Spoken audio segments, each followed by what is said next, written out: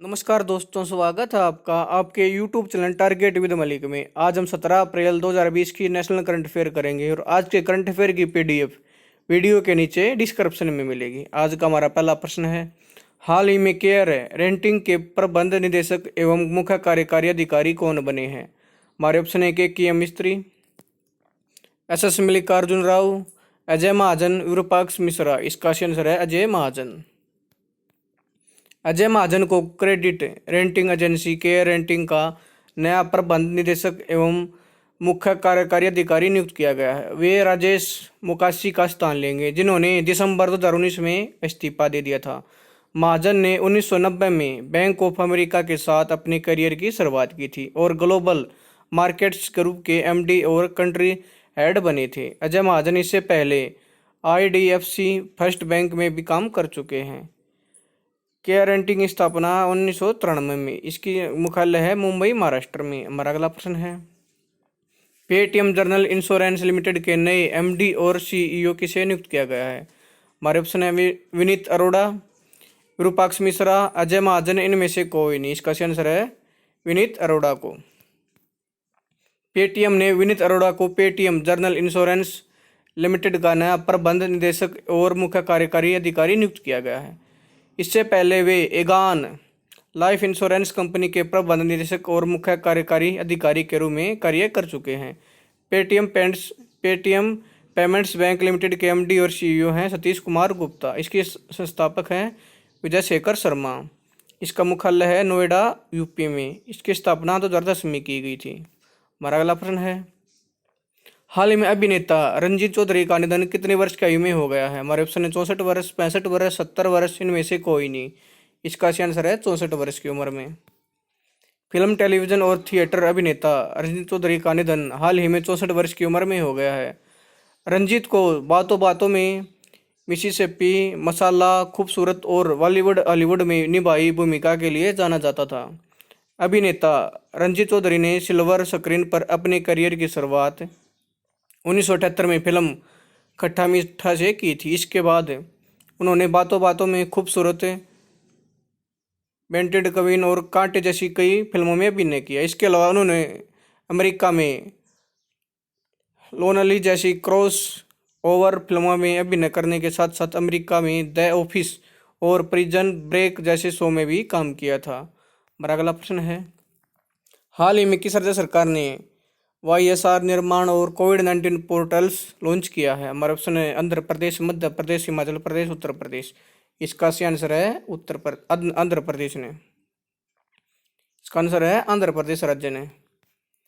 आंध्र प्रदेश के मुख्यमंत्री YS जगनमोहन रेड्डी ने कोरोना वायरस महामारी से निपटने के लिए YSR निर्माण और कोविड-19 पोर्टल लॉन्च किया है। YSR निर्माण एक वेब पोर्टल है। YSR निर्माण पोर्टल सीमेंट प्राप्त करने में विभागों की मदद करेगा। यह पोर्टल सीमेंट निर्माता और सरकारी विभागों को आपस में जोड़ने का काम भी करेगा। आंध्र प्रदेश के राज्यपाल हैं विश्वभूषण हरिचंदन। हमारा अगला प्रश्न है, हाल ही में सामाजिक नवाचार के लिए किसे एडिसन पुरस्कार मिला है? हमारा option Tata power, DRDO, IIT Delhi. इनमें से कोई नहीं। इसका आंसर है टाटा पावर को।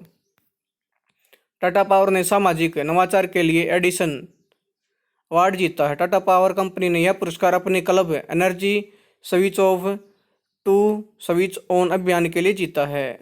एडिसन अवार्ड दुनिया भर के सर्वश्रेष्ठ नवाचारों और इन्वेस्टर को सम्मानित करता है। पुरस्कार विजेता उत्पादों और सेवाओं, नेतृत्व और नवाचार में उत्कृष्टता के लिए 4 मानदंडों के आधार पर चुना जाता है।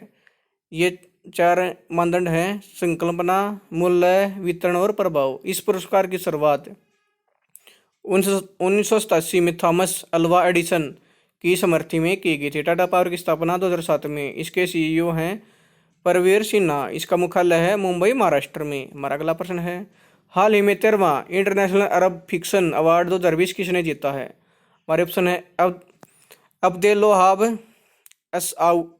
असाउई, विवेक ओबराय, राहुल द्रविड़। में से कोई नहीं। इसका आंसर है अब्देल वहाब असाउई।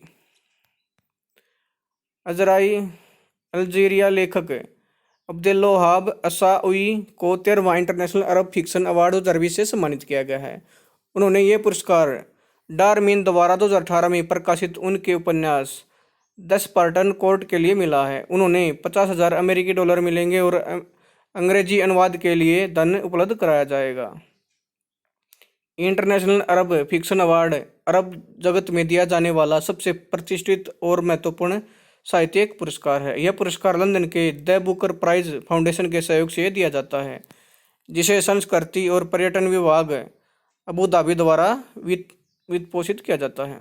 हमारा अगला प्रश्न है, हाल ही में एकीकृत भूसंस्थानिक प्लेटफॉर्म सहयोग किसने रोल आउट किया है? हमारा ऑप्शन है DST, DRDO, WHO, इनमें से कोई नहीं। इसका आंसर है DST ने। भारत सरकार के विज्ञान और प्रौद्योगिकी विभाग DST ने एक एकीकृत भू संस्थानिक प्लेटफॉर्म बनाया है, जिसे सहयोग नाम दिया गया है। इस एकीकृत भू संस्थानिक मंच का उद्देश्य कोविड-19 महामारी के दौरान निर्णय लेने में मदद करना और रिकवरी चरण में सामाजिक आर्थिक प्रभाव को संभालने के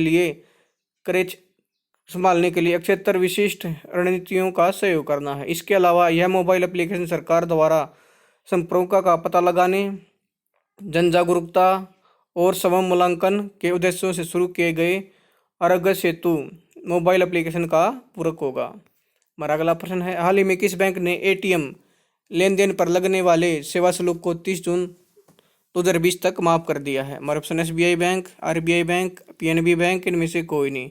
इसका आंसर है SBI बैंक ने। भारतीय स्टेट बैंक ने घोषणा की है कि वह SBI ATM पर किए गए सभी ATM लेन देन पर लगने वाले बैंक सेवा शुल्क को माफ करेगा। यह निर्णय 30 जून 2020 तक लेन देन की फ्री सीमा से ज़्यादा होने पर भी अन्य बैंक ATM पर लागू किया जाएगा, जिसे भारतीय स्टेट बैंक का डेबिट कार्ड रखने वाले ग्राहक किसी भी अन्य बैंक से 30 जून 2020 तक बिना किसी अतिरिक्त शुल्क के ATM से नकद निकाल सकेंगे। भारतीय स्टेट बैंक द्वारा सेवा शुल्क माफ करने का निर्णय वित्त मंत्री निर्मला सीतारमण द्वारा 30 जून 2020 तक किसी भी अन्य बैंक के ATM से बैंक के ग्राहक द्वारा नकद निकासी पर कोई शुल्क नहीं लेने की घोषणा के मद्देनजर लिया गया है। यह घोषणा किसने की है? निर्मला सीतारमण ने। भारतीय स्टेट बैंक के अध्यक्ष हैं रजनीश कुमार। इसका मुख्यालय है मुंबई में। इसकी स्थापना 1 जुलाई 1955 को की गई थी। हमारा अगला प्रश्न है, निम्न में से विश्व हीमोफीलिया दिवस कब मनाया जाता है? हमारे ऑप्शन 16 अप्रैल, 17 अप्रैल, 15 अप्रैल, इनमें से कोई नहीं। इसका आंसर है 17 अप्रैल को। हर साल 17 अप्रैल को विश्व स्तर पर वर्ल्ड हीमोफीलिया डे बनाया जाता है। यह दिन हीमोफीलिया और अन्य रक्तस्राव डिसऑर्डर के बारे में जागरूकता बढ़ाने के लिए बनाया जाता है। डिसऑर्डर का मतलब है खून का बहना।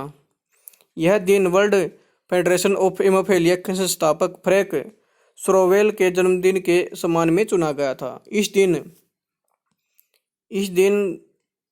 हीमोफीलिया के संस्थापक फ्रैंक सोरोवेल का जन्मदिन था। यह इस वर्ष विश्व हीमोफीलिया दिवस का 30वां संस्करण था। वर्ल्ड हीमोफीलिया डे 2020 का विषय है gate plus involved. World federation of haemophilia की स्थापना 1963 में। इसका मुख्यालय है मॉन्ट्रियल, कनाडा में। हमारा अगला प्रश्न, हाल ही में G20 देशों के FMCBG की दूसरी बैठक की अध्यक्षता किसकी अध्यक्षता में की गई? हमारे ऑप्शन है सऊदी अरब, नेपाल, मलेशिया, भारत। इसका आंसर है सऊदी अरब देश की अध्यक्षता में। G20 के वित्त मंत्री और केंद्रीय बैंकों के governor, finance minister and central bank of governors की दूसरी बैठक सऊदी अरब की अध्यक्षता में की गई। भारत की केंद्रीय वित्त और कारपोरेट मामलों की मंत्री निर्मला सीतारमण ने भारत की तरफ से इस बैठक का प्रतिनिधित्व किया। G20 बैठक का मुख्य उद्देश्य कोरोना वायरस से गहराते संकट के बीच वैश्विक आर्थिक दृष्टिकोण पर चर्चा करना था। हमारा अगला प्रश्न है, भारतीय रेल परिवहन दिवस कब मनाया जाता है? हमारे ऑप्शन 16 अप्रैल, 17 अप्रैल, 15 अप्रैल, इनमें से कोई नहीं। इसका सही आंसर है 16 अप्रैल को। प्रत्येक वर्ष 16 अप्रैल को पूरे भारत में भारतीय रेल परिवहन दिवस के रूप में मनाया जाता है। प्रथम बार 16 अप्रैल 1853 को भारत में पैसेंजर ट्रेन महाराष्ट्र प्रांत के मुंबई से ठाणे के बीच 34 किलोमीटर तक चलाई गई थी। हमारा अगला प्रश्न है, Indian council of medical research ICMR ने हाल ही में किस प्रजाति में कोरोना वायरस की उपस्थिति की खोज की है? हमारे ऑप्शन चमगादड़, भालू, डायनासोर, इनमें से कोई नहीं। इसका आंसर है चमगादड़।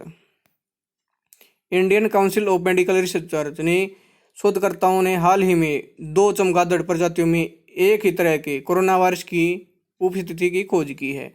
यह बेट कोरोना वायरस नामक नया विषाणु 5 राज्यों केरल, हिमाचल प्रदेश, पांडुचेरी, ये 4 राज्यों में यह वायरस 4 राज्यों में केरल, हिमाचल प्रदेश, पांडुचेरी, तमिलनाडु में 2 प्रजातियों में पाया गया है। इस बात का कोई प्रमाण नहीं मिला है कि यह विषाणु मनुष्य में रोग का कारण बन सकता है। हमारा अगला प्रश्न है, भारतीय क्रिकेट टीम के किस खिलाड़ी को दुबई स्थित क्रिकेट अकादमी क्रिक किंगडम का ब्रांड एम्बेसडर नियुक्त किया गया है? हमारा ऑप्शन रोहित शर्मा, विराट कोहली, ऋषभ पंत, शिखर धवन।